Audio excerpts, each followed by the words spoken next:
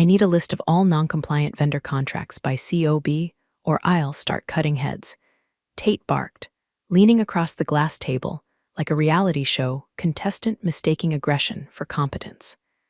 And just like that, I knew Southwell Dynamics had let a fox into the policy henhouse. It was my second week working under Tate Hensley, freshly imported VP with a jawline sharp enough to slice through a Gantt chart, and a personality like a root canal during a fire drill. The kind of guy who called HR the feelings department and thought spreadsheets were suggestions, not facts. He'd been brought in from one of those venture-backed tech tombstones, where everyone had job titles like vision engineer and growth hacker. Here at Southwell, we ran on compliance, legacy infrastructure, whispered warnings. So when Tate landed, loud and swaggering, the quiet people like me braced for impact. I'm Ava Morales, policy analyst, corporate archaeologist, silent fixer of messes made by louder men.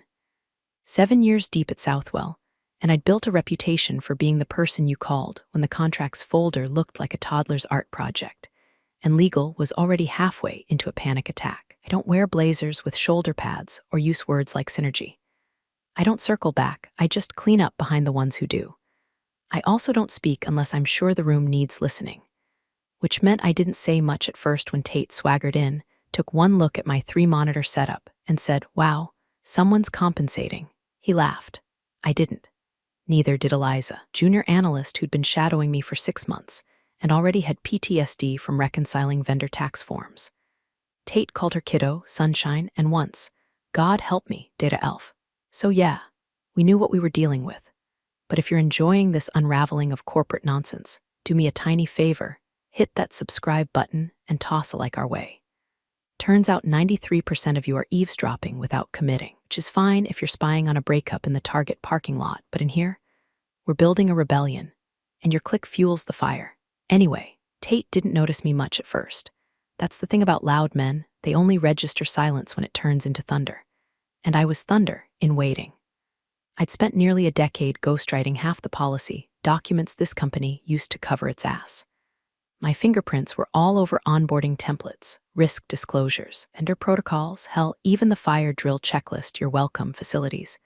But my name, always in the appendix, always a whisper. Tate, on the other hand, was allergic to whispers. He wanted his signature on everything.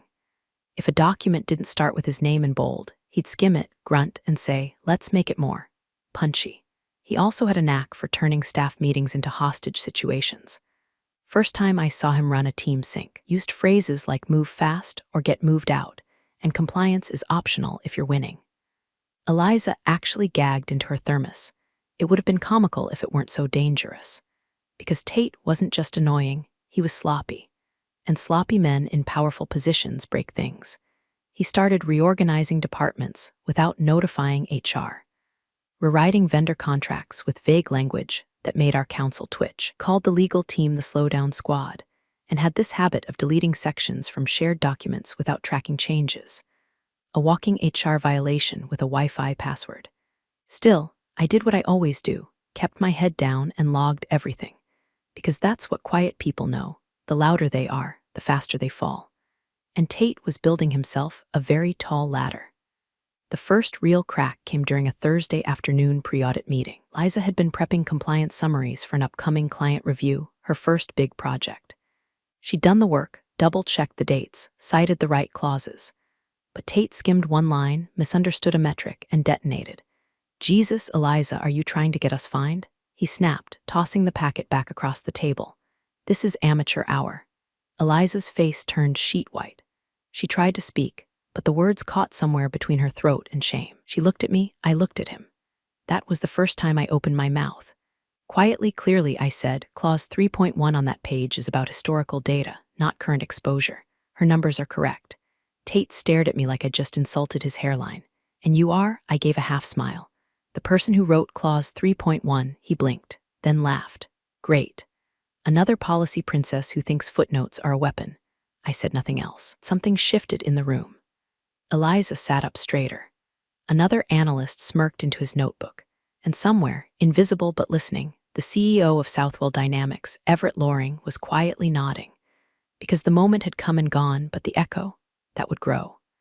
And next week, when everything burned down, they traced the spark back to this exact meeting, this exact line, this exact moment when the silent girl with the receipts finally spoke. Meeting room reeked of dry erase marker and ego.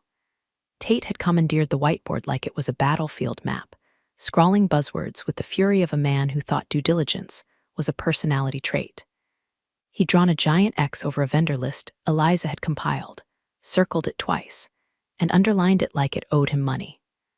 "Eliza," he sneered, tapping the board with a marker like a sword, "can you explain this number, or did you just copy-paste from Google and hope I wouldn't notice?" Eliza looked like a deer blinking at oncoming traffic. Her knuckles whitened around her pen. "That's from the Q3 reconciliation report. It matches the projected threshold." He cut her off with a scoff. "So we're just taking finance's word now. That's your grand compliance strategy? Hope and prayers." She shrank in her seat, eyes flickering to her notes, to the projector, to me. I could see the shame working its way up her throat, tightening behind her jaw. She was trying not to cry, and that made me want to flip the table. Instead, I breathed in slow. "Eliza's correct," I said calmly. "The threshold accounts for the deferred penalties under Addendum 2. It was approved last fiscal cycle. Clause 6.4b protects that adjustment until the review closes." Tate turned toward me like I'd just insulted his dog. "Did I ask for your opinion, Morales?" He snapped. "Or are you volunteering to be next?" There it was, the public challenge, the flex. He needed to swing. He needed to prove that no one could check him without bleeding for it. I kept my voice even. "I'm not offering an opinion. I'm quoting policy, which is my job." He stepped toward the table, gripping the edge like he was about to launch a TED talk no one asked for. "You legacy types," he spat, "always hiding behind procedure instead of stepping up. Maybe that's why Southwell's been circling the drain. But don't worry, I'm here now, and I'm cleaning house." He made air quotes when he said dead weight. "You ever been humiliated in front of people you silently mentored for years? I have. And let me tell you, it's a special kind of burn. It doesn't scream, it simmers. It carves a hollow behind your ribs where the loyalty used to be." The room fell silent. Liza looked down. The new intern pretended to study his coffee. No one made eye contact with me, not even the ones who knew Tate was wrong, especially not them. Because when power stomps its boots on policy, the only thing louder than the lie is the silence around it. I could have said more, could have pulled up the audit log, could have exposed every sloppy edit Tate had made to the internal compliance sheets. But I didn't, not yet, because policy isn't just words, it's timing, and my timing, razor sharp. So I nodded once and sat back. Tate smirked like he'd won something, and in a way, maybe he had. He'd exposed the one flaw in my armor. I still played by the book. He was busy scribbling over the margins, but I had written the damn appendix. The rest of the meeting blurred into grunts and groans and more half-baked ideas. Tate wanted to launch a new third-party risk strategy without notifying legal. Said things like, "We don't need to be that compliant, and if it hasn't bitten us yet, it won't." I resisted the urge to bang my head against the laptop, but the damage was done. Eliza had been publicly dressed down. I'd been challenged and dismissed. And the seed, the one I'd buried deep under years of quiet obedience, started to stir. Because here's the thing about quiet people. We're not silent because we don't know what to say. We're silent because we're always listening, always watching, always documenting. And sometimes we're the only ones who remember where the real power is buried. That afternoon, I returned to my desk and opened a folder I hadn't touched in 3 years. It was password protected, buried under 5 layers of archived memos and audit logs. Inside, Tate Hensley's executive onboarding packet, and one clause with my name in the metadata. I didn't read it yet. I didn't have to, because I remembered exactly what it said. And so would he, soon. Tate loved the sound of his own voice so much. I'm convinced if he stood alone in a canyon, he'd try to out-echo himself. "Let me make this simple," he was saying, pacing like a discount motivational speaker. "If you screw up during a compliance cycle, don't expect a warning. Expect a replacement." He punctuated that with a sharp click of the whiteboard marker, like a judge slamming a gavel. Never mind that 3 departments were in the middle of prepping for an audit so sensitive, it had its own internal Slack channel labeled "Do Not Screw This Up." Tate thought pressure made diamonds. He didn't realize it also made lawsuits. Eliza was pale. Again, her fingers trembled as she minimized the shared spreadsheet he'd just torched. Tate had blamed her for a formatting mismatch, cell highlighting, of all things, and declared that visual errors undermine confidence, as if the auditors were grading us like a damn science fair project. The room was still full: finance, legal, procurement leads, and Tate had just raised his voice in front of all of them. Not once, not twice, but 3 separate times. The last one ended with him slamming a printed report on the table and growling, "This team is making me look incompetent." That was the moment. I clicked open the internal compliance drive. No theatrics, no fanfare, just a soft series of keystrokes, like a scalpel slicing through the chaos. Clause 6.4b, I said evenly, without looking up. During active compliance review periods, no disciplinary action or performance-based threat may be levied without legal oversight and documented justification. The air left the room like someone had opened a pressure valve. I kept my eyes on the screen. It's in the Employee Policy Manual, page 62. Final revision signed off by General Counsel, 2020. Still active. I wasn't reading for drama. I wasn't trying to win the room. I was trying to end the bleeding before Tate cracked someone so hard we'd be paying for it in settlements. Tate straightened slowly, nostrils flaring. Are you quoting HR policy to me mid-meeting?" I finally looked up. "No, I'm quoting Southwell policy. You signed it." He blinked. Someone coughed. Heard the head of procurement shuffle her papers just to do something. And somewhere, deep in the call interface, hidden in the muted list of remote attendees, I saw it. A name: E. Loring, Everett Loring, CEO of Southwell Dynamics. Joined, muted, camera off, silently listening. My stomach didn't drop. It didn't rise either. It just paused, like the moment before a fire alarm sounds. Tate's jaw worked like he was chewing a nail. "Now you're the policy police?" "No," I replied. "I'm just tired of watching junior analysts get publicly humiliated for doing their jobs right." It was the closest I'd come to raising my voice in years. It still barely registered above a whisper. But it hit. God, it hit. Tate's face went red, then pale, then that awful CEO hopeful shade of managerial beige. He didn't say another word, just reached for his laptop and muttered something about moving on. Meeting limped forward. Barely. I didn't feel victorious. This wasn't a coup. I wasn't trying to topple a regime. I was just a tired woman watching another fool with a title stomp through a house she helped build. And I'd patched too many policy holes to let him kick through another load-bearing wall. It wasn't rebellion. It was enforcement. And the thing about enforcement is, it doesn't have to shout. It just has to exist. The rest of the team started taking notes again, quietly, heads down, but the temperature had shifted. Even if they didn't say it, they felt it. Something cracked, not big enough to notice at first, but loud enough for the right person watching silently on the call to hear. After the meeting ended, Eliza lingered by my desk. "You didn't have to do that," she whispered, eyes glossy but defiant. "I know," I said, gently closing my laptop. "But sometimes silence is complicity." She nodded once. And in that moment, I knew the ripple had started. Not a wave, not yet, but enough for now. It hit my inbox at 8:14 p.m., right as I was halfway through a microwaved black bean burrito and debating whether to bother with the side of salsa. Subject line: confidential for your eyes only. No preview text, no CC, no footer full of legal disclaimers about recycled fonts or remote work etiquette. Just one line inside: well played. We should talk. EL. Stared at it for a good 20 seconds before clicking anything. EL as in Everett Loring. The CEO. The man whose presence was typically reserved for shareholder meetings, town halls, and the occasional company-wide email congratulating someone named Chip for new patent. I hadn't spoken to him since the day he shook my hand in the lobby 7 years ago and said, "You'll like it here. We value people who think." Turns out, I'd been thinking a little too clearly. I checked the headers, verified the sender. It was real. Everett had emailed me directly, not through an assistant, not through legal, not a calendar invite with 20 stakeholders and a vague title like Policy Touchpoint. Just 6 words that vibrated like a hidden tripwire finally snapped. My stomach did a slow, careful flip, because I remembered something, not everything, but enough. 3 years ago, during the messy ousting of a former VP who detonated half of procurement with an off-color joke and a 6-figure unauthorized retainer, legal had pulled me into a backroom policy consult. Quiet. Off books. I was asked to ghostwrite clauses for an updated executive onboarding protocol, tighten loopholes, reinforce compliance accountability, build in behavioral guardrails. It was billed as a generic update. The lead counsel had referred to a future-proofing effort. That meeting ended with a non-disclosure agreement. The kind that doesn't just say don't talk, it says you didn't even hear this.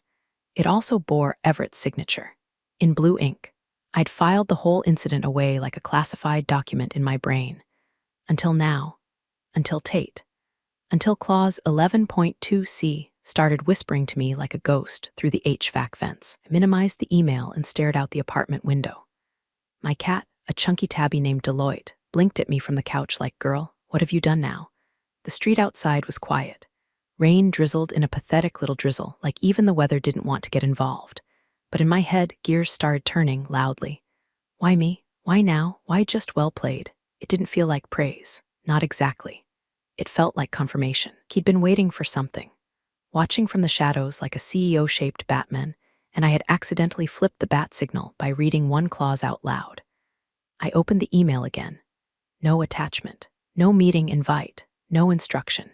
Just the implication that something had begun or resumed. I searched my old files, dug through archived folders with names like Onboarding V7 Final 2 and HR Update July Don't Delete Please. Eventually, I found a PDF that made my pulse spike. Exec Onboarding T. Hensley Draft 3 signed PDF. It wasn't my version, but I recognized the clause structure. My fingerprints were all over the syntax. Clean language, tight definitions, embedded escalation triggers. I hadn't known who it was for at the time. Now I did. I didn't open it, not yet, because suddenly it felt like staring at a bomb schematic with my initials in the corner. Instead, I sat very still and did what I always do when things go sideways. I started taking notes. Everything Tate had said in the meeting, his tone, his phrasing, who was present, who looked away, who nodded, who stayed silent. I created a timeline and marked key moments. I color-coded potential triggers, and I saved it all to an encrypted folder labeled for later. Because this wasn't about Eliza anymore. This wasn't even about Tate. It was about something else, something bigger. Something that started with a contract I helped write and a man who'd signed it assuming no one would ever dare invoke it. And now, the CEO had noticed the match was lit. The question was, did I mean to start the fire? Or did I just find myself holding the torch? The freeze didn't come all at once. It crept in like a draft through a poorly sealed window. At first, it was just one meeting. Weekly compliance huddle I'd run for 6 years suddenly had a new invite. Hosted by T. Hensley, my name absent. No explanation, no direct message. Just a calendar void and a vague Slack ping from Eliza. "Hey, are you not on the agenda for today?" I played dumb, must be a glitch. It wasn't. By the end of the week, my workflow had been sliced like deli meat. Long-term review projects reassigned. Vendor audits redistributed. Legal ops liaison thread I'd been nurturing for 4 months was now being forwarded to someone named Bradley, who once confused a net 30 term with an invoice number. I wasn't being fired. I was being erased. Softly, strategically. But I knew what it was, retaliation. Plain and simple. He couldn't yell at me in public again. Not after clause 6.4b. Not after whatever signal that email from Everett had triggered. So instead, do what all cowards do when they can't attack you directly. They'd make you disappear by inches. But you can't delete the hard drive while it's still plugged in. Eliza stopped by my desk the following Monday. "They asked me to rework the deliverables from that vendor audit you started," she said, voice low, eyes scanning the room. "Tate said your format was too dense." I smiled thinly. Dense or accurate? "Both," she said, then leaned in. "But I'm not changing anything. Just thought you should know." Then she slid a caramel macchiato onto my desk and walked away like she hadn't just committed professional mutiny. An hour later, a surprise email pinged from legal. Subject, quick clarification request. It was from Marian Singh, General Counsel. She never reached out directly unless something was on fire or about to be. "Hi Ava, quick Q. You still have archived copies of the vendor compliance logs from Q1 and Q2 of last year. There's some confusion around edits, and yours are usually the cleanest. No rush, but sooner the better. Also, off the record, well done last Thursday." My hands paused on the keyboard. I did have those files, and not just the summary logs, versions, annotations, flag notes. I had everything, because I never delete, and I never assume the last version is the safest. I pulled the folder up from my encrypted drive. Titled, 2022 Review Full AJM Clean. That word hit different now. 10 minutes later, another ping, internal IM. This time from R. Lewman, the CFO. Heard you got benched. Just letting you know you're not invisible. Let me know if you need anything budget traceable to back your files. I'll approve. That was 3 allies in under 24 hours. None of them loud, none of them performative. Just quiet signals, like birdsong before a storm. And then came HR. I was eating lunch at my desk again, scrolling through vendor disclosures when my screen blinked with a Zoom pop-up. Ashley B., HRBP, no invite, just a message. Hi Ava, do you have 5 minutes to chat? Privately. 5 minutes became 22. Ashley didn't say Tate's name once. She didn't have to. Doing a routine internal documentation review, she said, with a practiced smile that didn't quite touch her eyes. And it's come to our attention that there may be discrepancies between finalized documents and submitted backups. We understand you maintain a personal archive? I nodded. Is there anything you're aware of that might help clarify record integrity from the last 12 months? That was corporate speak for, help us before this gets ugly.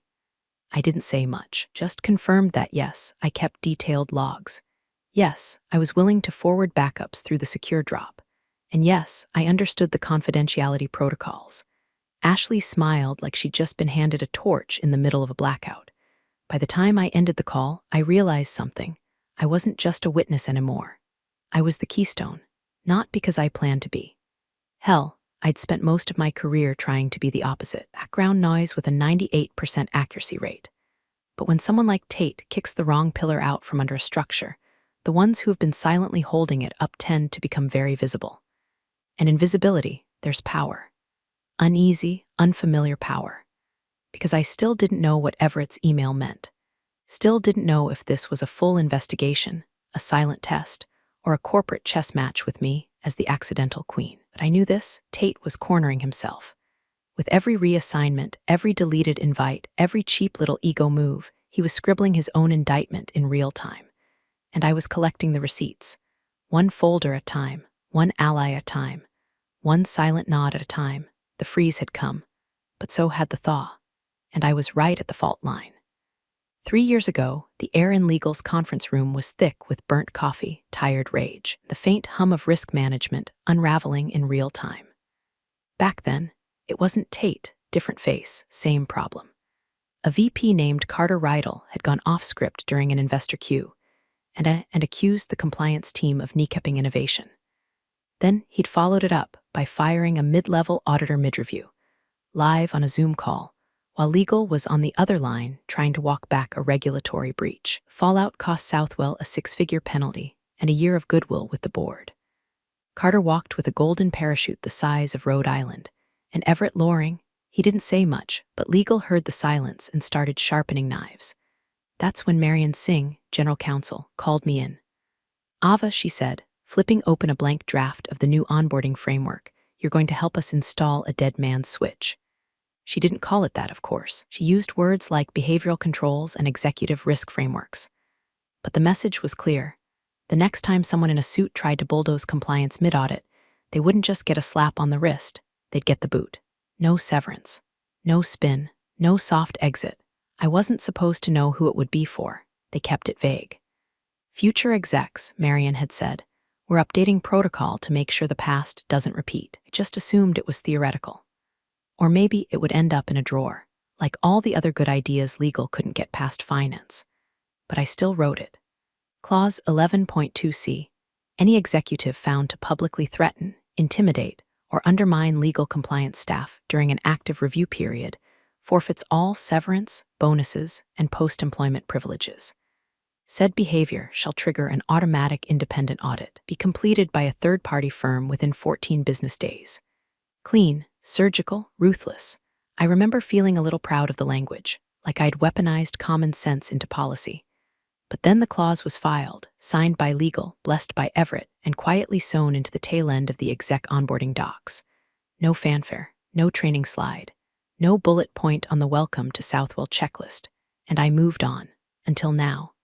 Until Tate, till I watched him stand in that meeting, puffed up and snarling and threaten me, in front of a half-dozen witnesses while I was actively citing policy during a compliance cycle. I didn't realize what I'd triggered right away. The meeting ended. He stormed out. I returned to my desk like always, still humming with the kind of anger that dries slow and bitter. And then, that night, Everett's email arrived. That was the first flash. But now it hit me full force. He didn't just make an ass of himself. He violated Clause 11.2c on tape, with multiple staff present, during a scheduled compliance review, while threatening both me and Eliza in language that Marion herself once defined as intimidating conduct. He hadn't just messed up. He'd activated the clause I wrote. I sat in my apartment staring at the PDF again, this time with no doubt about the clause's origin. My exact language, my file structure, my revision history embedded in the metadata.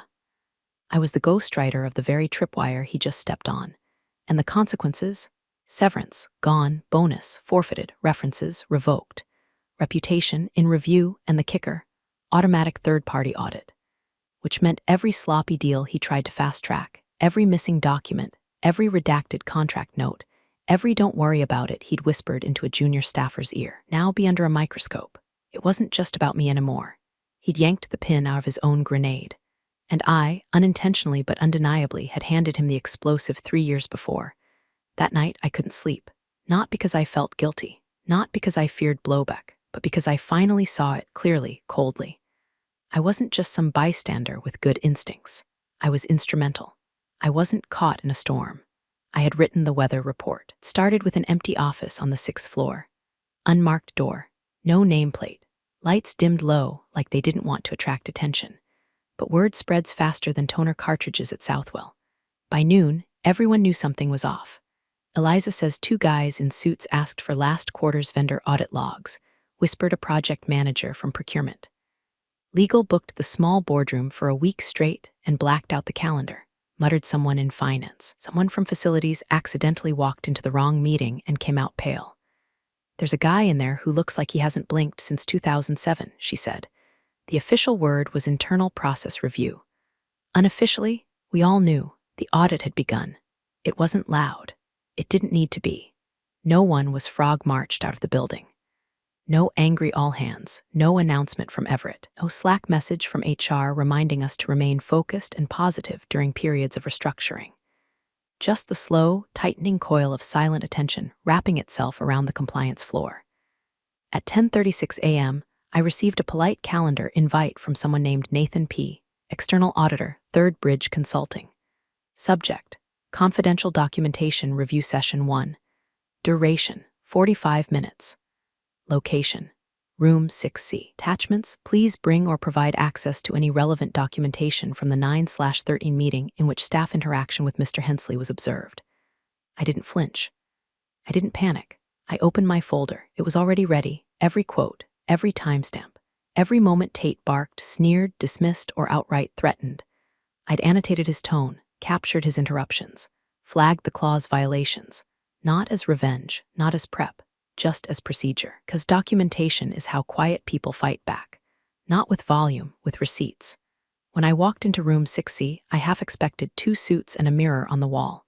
Instead, it was just Nathan, a middle-aged man with a gray beard, wire-rimmed glasses, and the expression of someone who'd long since lost his taste for corporate theater.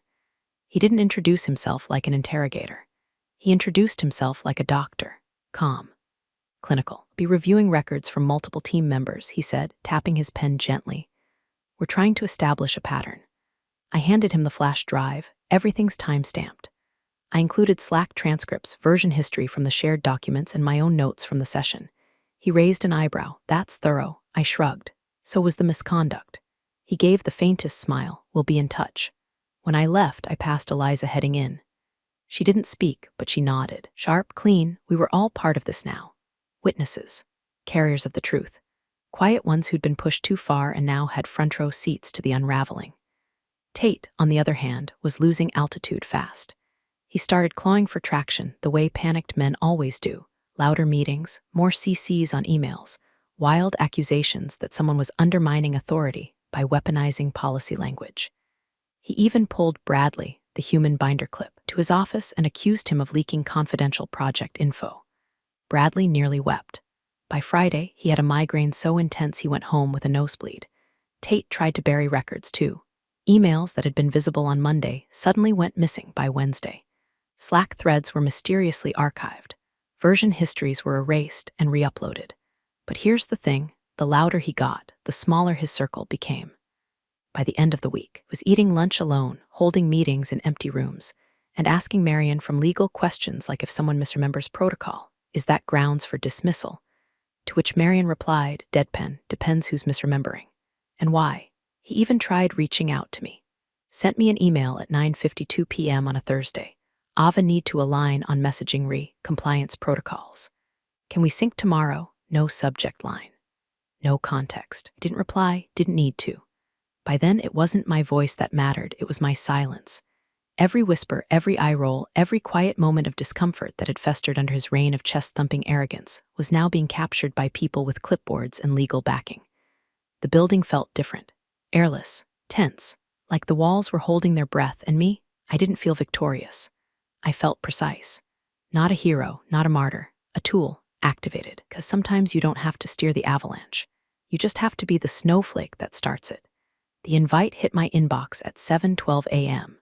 No subject line fluff, no motivational quote footer, just the bare bones header you only see when something big is about to go down. Executive Committee Emergency Session Conference Room A1. Attendees listed alphabetically. My name, third from the top.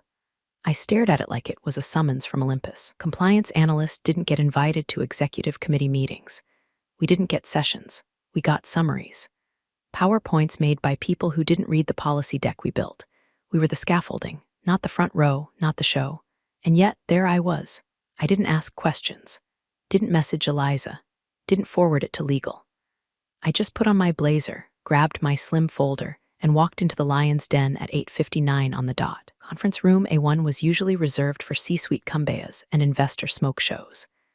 This morning, it felt like a courtroom. Everett Loring sat at the head of the table. He didn't smile. He didn't blink much either. His expression was made of marble and caffeine. Tate was already there, jaw tight, eyes flicking between people like he was counting escape routes. Everyone else, silent. Marion from legal. CFO Lewman. The new COO, Patel. Few board advisors who were too rich to be that quiet. And me, the compliance ghost, sitting at a table I was never meant to see. Everett opened a leather folder and nodded to someone near the screen. A video clicked on. It wasn't high quality, just a standard Teams recording. But the sound, crystal clear. Tate's voice boomed first. The moment, that meeting, his rant. Eliza's silence. My voice calm and clipped, correcting him with clause 6.4b like a scalpel slicing through bravado. Then silence. No one looked at me. No one looked at Tate, they just watched. The recording ended. The screen went black. Everett didn't clear his throat, didn't preamble. Just flipped open a second folder, one with a tab that said T, Hensley Onboarding Documents. He turned a page. Read aloud, Clause 11.2c, any executive found to publicly threaten, intimidate, or undermine legal compliance staff during an active review period forfeits all severance, bonuses, and post-employment privileges. Said behavior shall trigger an automatic independent audit. He stopped, looked up. The silence that followed was the kind that drowned cities. Tate opened his mouth, then closed it, then opened it again, but no words came out. His skin had turned a shade of white I hadn't seen since the time our server room flooded, and the CTO realized he hadn't backed up 3 months of reports. Everett closed the folder slowly, like sealing a coffin. Compliance isn't a department, he said, voice low but steady. It's a safeguard, and when leadership decides it doesn't apply to them, the company suffers. He didn't raise his voice. He didn't need to. Miss Morales, he continued, turning to me. Thank you for your diligence. Please remain after the meeting. I nodded once. Not a smile, not a smirk, just control. Tate tried to say something, some half-choked protest that sounded like misunderstood context or internal tone. But it didn't land. Marion already had a printed copy of the clause in her hand. She slid it across the table like a poker dealer showing the losing hand. No one touched it. No one spoke for him. And just like that, man who tried to rewrite the rules learned what they sounded like when read back to him. Word for word. In front of everyone who mattered, he stood up. Everett didn't tell him to leave, but no one stopped him either. And as the door clicked shut behind Tate Hensley, the air changed. Not lighter, not heavier, just real. I had said very little. But somehow I had just ended a career, with nothing more than policy and patience. Tate didn't just leave the boardroom, evacuated it. One hand clutched his phone like it might bite him. The other hung limp by his side, as if the weight of clause 11.2c had unhinged his shoulder. No one moved to intercept. No one offered him the usual corporate lifeline. Let's circle back, we'll sort this out, let's talk offline. He opened the door himself. He closed it behind him. And on the other side, the empire he thought he owned kept breathing without him. Everett waited exactly 5 seconds. Then he stood, smoothed the crease in his shirt cuff, and turned to me. "Ava," he said, "join me next door." No explanation. No tone, just direction. But that's all I needed. I stood, gathered my folder, and followed him out of the room and down the quiet hall to a small, windowless office that usually served as a war room during Q4 budget crises. The lights were already on. A leather folder, thicker than the last, laid on the table. "Close the door," Everett said. I did. He gestured to the seat opposite him. I sat. He didn't waste time. "Director of Compliance Strategy," he said, sliding the folder toward me, effective immediately. "Compensation package is outlined. You'll have hiring authority, direct access to legal, and a dotted line relationship to finance." I opened the folder. It was real, already signed. Everett leaned forward. "You were supposed to be invisible," he said, not unkindly. "That's why we trusted you to help build the clause. But invisible people don't usually get tested. And when they do, most fold." I said nothing. "You didn't fold," he added. "You clarified." He stood, signaling the meeting was over. "Take the weekend. Let me know Monday." But frankly, Ava, this seat was always meant for someone who knew how to hold the line. He left before I could reply. I stayed in the room a moment longer, staring at the offer. Director, strategy, all the things Tate had talked about like trophies, words he threw around to sound important, I now held in my hands like an afterthought. No one threw me a party. No one clapped. But when I stepped back into the hallway, Eliza was there, leaning against the wall, arms crossed, eyes red but proud. "He's gone?" she asked. I nodded. Her smile was small, but it stayed. Back at my desk, the Slack pings had already started. Quiet ones from legal, ops, CFO's office. Each one a tiny tether reconnecting the pieces Tate had tried to sever. The freeze had thawed. The ripple had become a wave. And somehow, without ever shouting, I'd ridden it all the way to shore. No retaliation, no revenge, just precision and presence. Because the truth is, I never wanted to be seen. I just wanted to be correct. But sometimes, in this place, those are the same thing. You're the real stars of the corporate jungle. Thanks for watching. Hit subscribe, or I'll flick the switch on your old cubicle memories.